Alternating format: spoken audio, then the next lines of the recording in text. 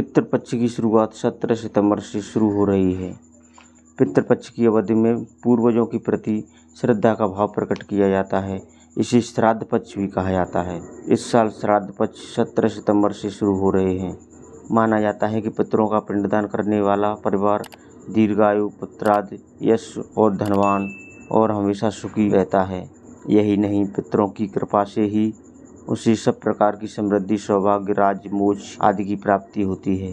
वर्ष में एक बार आने वाला श्राद्ध पक्ष हमारे लिए सौभाग्य लेकर आता है, इसलिए इसका स्वागत सत्कार करना चाहिए। तो आइए जानते हैं कि किस तरह अपने पूर्वजों के प्रति श्रद्धा भाव रखते हुए श्राद्ध किया जाता है और श्राद्ध करने की क्या विधि है और कौन श्राद्ध कर सकता है और श्राद्ध करने की तिथि कौन सी होती है, ये सब हम आपको इस वीडियो में बताएंगे। पितृपक्ष के 15 से 16 दिनों में पितरों के लिए तर्पण, श्राद्ध, पिंडदान आदि किया जाता है। धार्मिक मान्यताओं के अनुसार पितृपक्ष के समय पितरों का निवास धरती पर होता है। जो पितर तृप्त या अतृप्त होते हैं, सबके लिए ही तर्पण, श्राद्ध आदि किए जाते हैं। जिन लोगों पर पितृदोष होता है, वे भी पितृपक्ष में उससे मुक्ति के उपाय कर सकते हैं, अपने नाराज पितरों को खुश कर सकते हैं। पितृपक्ष में तर्पण, श्राद्ध आदि के लिए 16 तिथियाँ होती हैं। हर पितर की अपनी एक निश्चित तिथि होती है। उस तिथि पर उनके लिए तर्पण, श्राद्ध आदि करते हैं।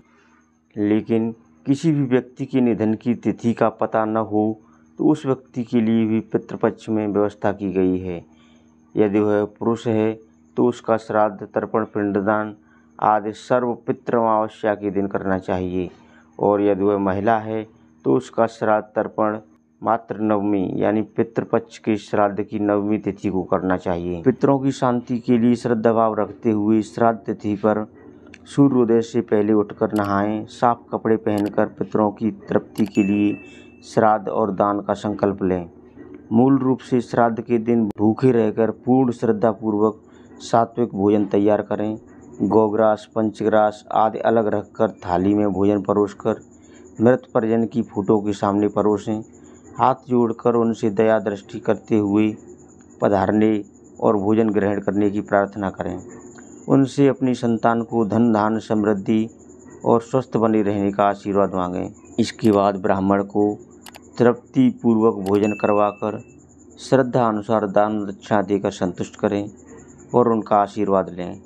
भोजन कर लेने के बाद जो गौग्रास रखा था वह गाय को और पंचग्रास कौओं, कुत्ते, कीड़े मकोड़ों आदि को खिलाएं। इसके बाद घर के सभी सदस्य भी भोजन करें। पिता का श्राद्ध करने का अधिकार मुख्य रूप से पुत्र को ही है। एक से अधिक पुत्र होने पर श्राद्ध की सभी क्रियाएं बड़े पुत्र को ही करनी चाहिए। अगर पुत्र न हो तो पत्नी को श्राद्ध करना चाहिए।